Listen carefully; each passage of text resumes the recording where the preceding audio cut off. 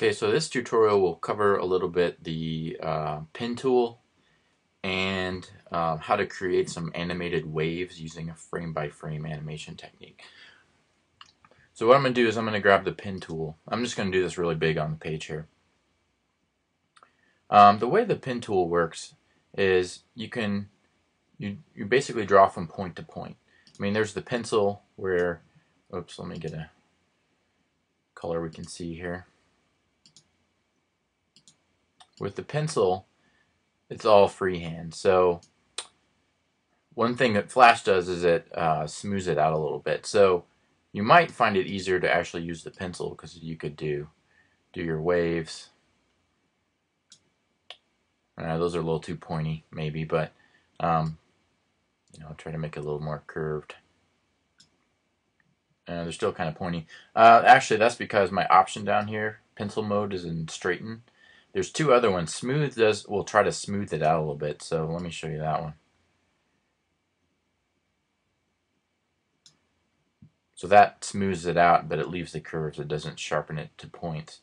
And then we also have ink, which basically tries to keep exactly, it smooths it out a little bit, but not as much as the other one. So that's the pencil tool. You might actually find that easier in creating your waves.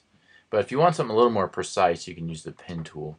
And so the way that works is if you want points, you can click once, click again, just click, click, click, and you get straight lines from point to point.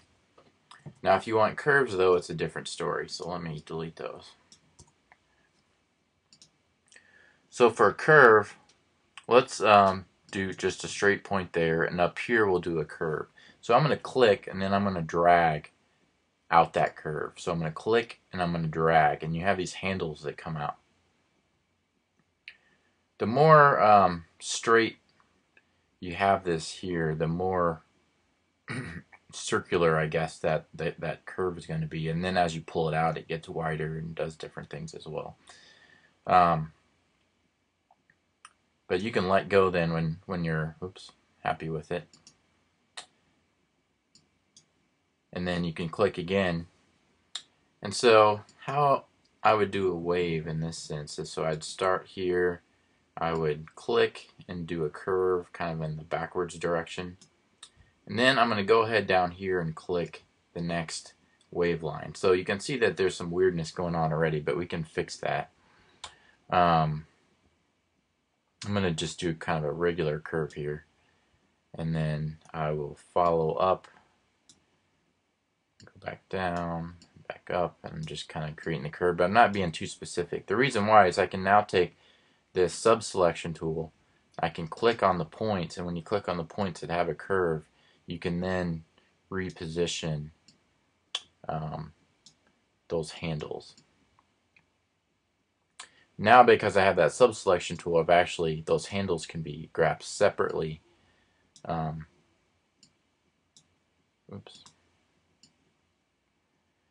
Which one thing about that though, if the points on the curve are equal distance from each other, I've noticed that the curve is a little more smoother.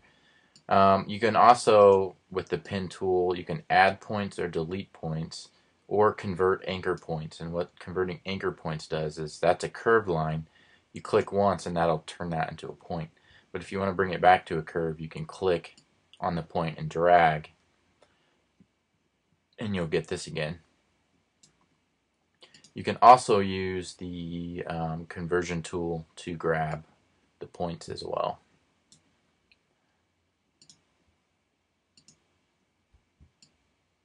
Actually, yeah, one thing I should mention. So when I have the sub-selection tool, that curve line stays straight. But if you want to separate it and make a more drastic curve, use that conversion anchor point, and you can let's make it back into a curve. But then you see how the distance between the points is totally separate. So you could do kind of more drastic. You might actually get a better wave kind of that way. So once you get your wave established, I'm going to do it the quick way here on the wave. I'm going to use the pencil tool, and I'm going to use this smooth. So I'm gonna actually, let me start off stage here. I'm just gonna do some little waves here. Actually, let me do this differently. I'll start over. I'm gonna do a new symbol that's gonna be my water line. We'll do a graphic symbol and we'll call it water. So now I'm inside the symbol, and I'm going to go ahead and do my pencil tool.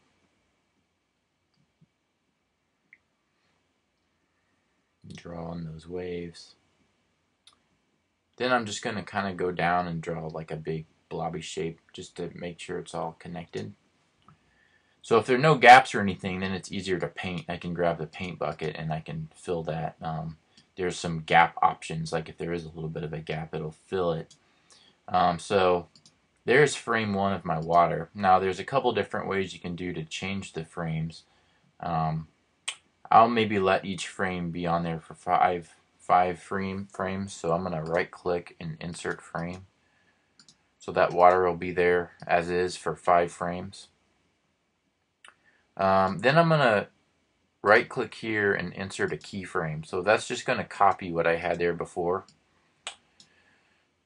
And I'm going to make that one 5 frames as well. But then I'm going to change this one. So what I'm going to do is I'm going to click that frame and I'm going to turn on the onion skinning. Onion skin. And you can kind of adjust how much you see. But I just want to be able to see the 2. So I have the second one selected. I'm going to grab my move tool and I'm just going to kind of put this in a different position. And so the onion skin helps me see that I'm positioning it in the middle one. The one in the background is the one from the first set. So I'm going to turn onion skinning off now. And you can start to see you got a couple things going back and forth here. Now you might want to do multiple layers of this. So I'm going to take this one. You can just reuse this too. So I'm going to take this graphic. I'm going to copy it. I'm going to lock this layer. I'm going to go to this layer. And I'm going to edit, paste in place. And then I'm going to move that a little bit, shift it a little bit. And then on this one, I'm actually going to change the color a little bit to just something different.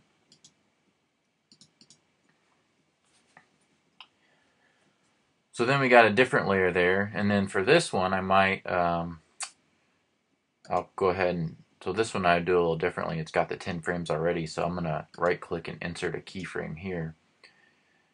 And then I'm just going to grab this graphic shape and then I'm going to push that in a different direction back over this way. So now we kind of have 2 layers of water here. And I want the dark one to be in the back, so that's good. So now you kind of got this thing going back and forth. If we test the movie and see what our results here are. Oh, it's nothing because I haven't added this symbol to the timeline yet. So my frame rate's a little fast, so I'll slow it down just for this exercise to 15. Usually want it above 15, but 24 or 30 is fine, but I have to change my 10 frames because that's not very much. So I'm going to take the water, I'm going to pull it out here, and because it's now a symbol, we don't really want to see the edges of this, but we can rescale this a little bit. There we go. So as it's shifting back and forth, we're not going to have any of the edges showing. And then I'm going to make sure this goes out to at least frame 10 to get the whole thing. Although you could actually have that go further if you want. It's just going to repeat. So I'm going to test the movie. And we have... this one's a little bit choppy. You could actually go in and do... Well, there's a couple things you can do, because that's just bouncing back and forth between frames. You could speed it up by having less frames for each section here. You could have 3 or 4 different keyframes of, 3 or 4 different keyframes of water or different layers of water. There's lots of different things you can do. But you could actually do a motion tween. I might have to, these weren't symbols to begin with, but maybe I'll just add one more layer and show you how I would do that one. So I'm going to grab some of these graphics. I'm going to do the copy again. I'll go back and lock this one. I'll go to this top layer now. I'm going to paste, edit, paste in place. I'm going to change the color of that one to be even lighter. This time though, I'm going to right click and I'm going to convert this to a symbol so I can tween it. So this will be water waves.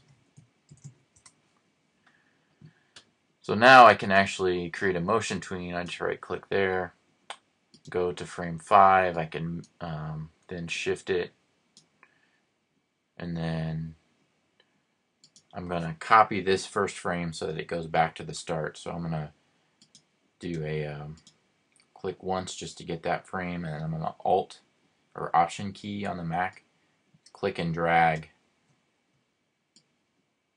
there it is, over to there. So now that one, it's going to be a little bit smoother. The other ones are a little bit choppier, but that top one will be smoother. So we can test that. And you can see that is a little bit smoother. But so you can kind of do this however you want. And then the final step would be is that the waves might just be at the top there. So as part of your background,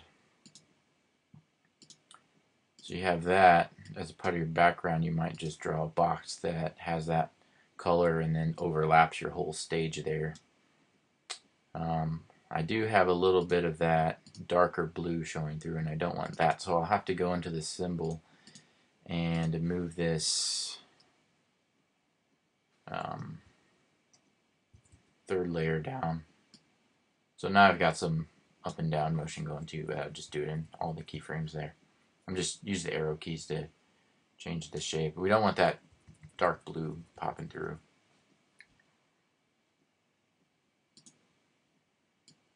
So there we go, we got rid of that, and now you can't really see it. And we can test the movie, and it kind of looks like the water's all fine there, and then you got your rough waves up here.